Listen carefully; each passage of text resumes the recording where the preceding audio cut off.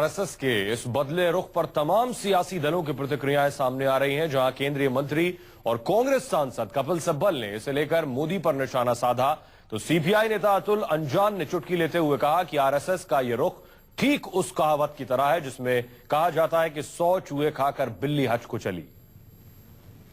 मैं क्या रिएक्शन दूंगा जिसकी 56 इंच की छाती है, कहते हैं खुराफाती है। मैं क्या रिएक्शन दूंगा जिसकी 56 इंच की छाती है, कहते हैं खुराफाती है। ये वही बात है, मोहन भागवत जी कह रहे हैं कि उनको मालूम पड़ गया कि ये जो नरेंद्र मोदी की चाहे जितनी बताई जा रही हो आंधी, ये हकीकत में आंधी नहीं है।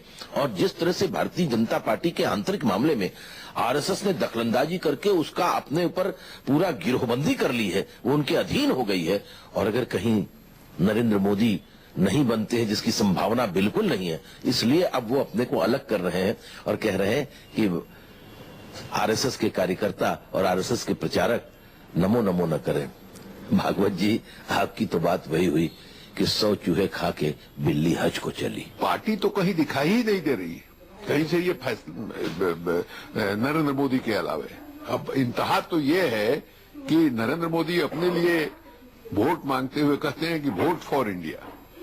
तो मोहन भागवत जी जो कह रहे हैं, मोहन भागवत जी की बड़ी भूमिका रही है।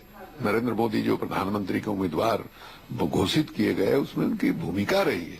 और जिस तरह से एक उन्माद पैदा किया जा रहा है नरेंद्र मोदी को लेकर के, अशोक सिंघल जैसा सीनियर आदमी उनको राम का अवतार मान रहा है, वैसी हालत में मोहन भागवत जी अपने कार्यकर्ताओं को निर्देश दे रहे हैं कि नमो नमो नहीं करो।